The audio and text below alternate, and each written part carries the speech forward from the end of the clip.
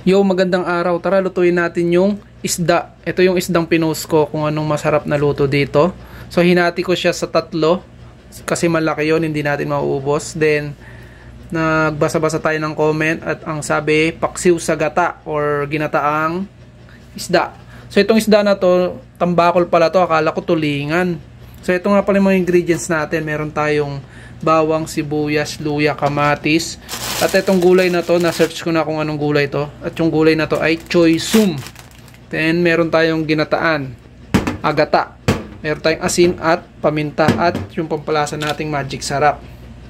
So, nakapagluto na tayo ng paksiw sa gata noon. So, ang gagawin naman natin ngayon, ibayin naman natin. So, ang gagawin natin, piprituin muna natin tong isda. So, tara, simulan na natin.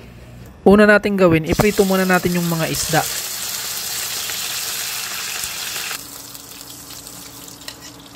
Pagkatapos natin magprito, huwag natin itapon yung mantika dahil magagamit pa natin yan pang gisa. So, igisa natin yung bawang.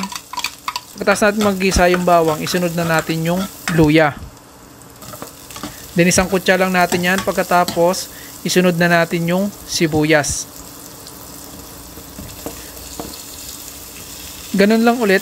Halu-haluin lang natin hanggang sa maluto yung bawang, sibuyas at luya natin.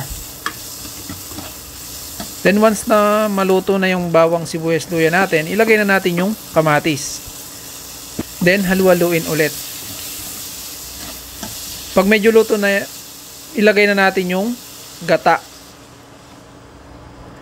Then banlawan lang natin ng konti para sa natirang gata. Then haluin lang natin ng konti. Then ilagay na natin yung paminta. Pwedeng durog, pwedeng buo, pwedeng pino. Kayong bahala. Then haluin lang natin. Then once na kumulo na, ilagay na natin yung pinirito nating isda.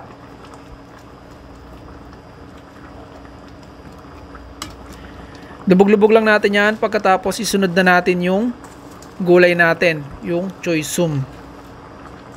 Pwede rin pechay. Walang pechay kasi dito sa Japan eh. Lubog lang natin ng konti. Pagkatapos aasinan na natin yan.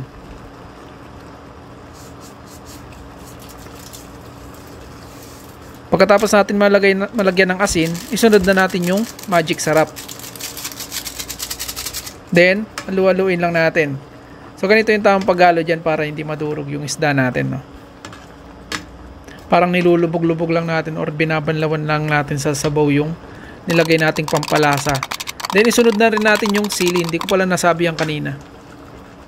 Then, halu-haluin lang natin para kumalat yung sili. Then papalambutin na lang natin yung gulay. Yung ginawa ko dyan, tinakpan ko siya para kahit papano mabilis yung pagpapalambot natin. Then, ayan na mga idol. Haluin lang natin ng kaunti at papakuluan. Pagkatapos, luto na yan. At ayan na mga idol. Luto na ang ating ginataang tambakol. Napakasarap niyan. At ayan na nga mga idol, nakaserve na siya. Tapos may kanin. Napakasarap niyan. So ano pa nga ba? Tara, manganta na!